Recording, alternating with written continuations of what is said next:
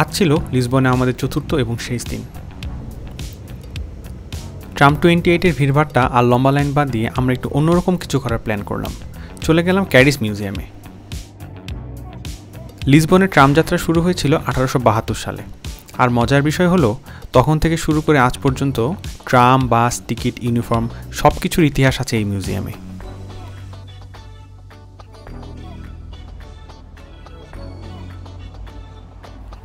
কিভাবে transport system সময়ের সাথে বদলেছে সেই গল্পটা যেন একদম চোখের সামনে দেখতে পেলাম। আর সবচেয়ে ভালো লাগলো যেটা, এই প্রাইভেট ট্রাম রাইডে কোনো ভিড় নেই, কোনো হইচই নেই।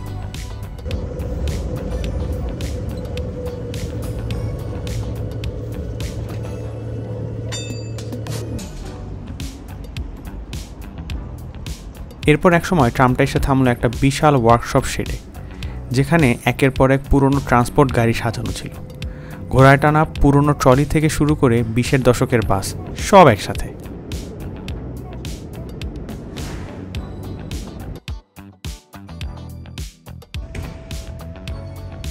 মনে হচ্ছিল যেন আমরা টাইম ট্রাভেল করে লিসবনের পুরনো দিনে চলে গিয়েছি।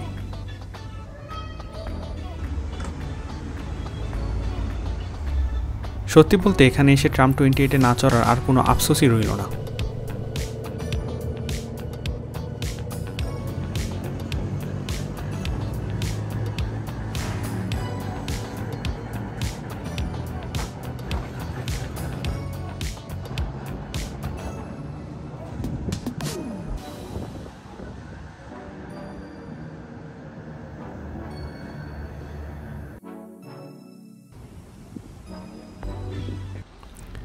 লিসবনের শেষ বিকেলটা কাটাতে এরপর আমরা চলে গেলাম বেলেম টাওয়ারের দিকে।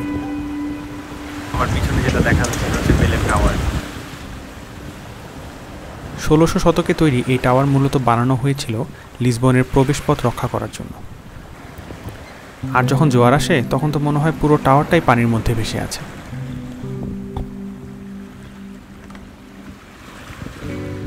By bye Lisboa, see you letter.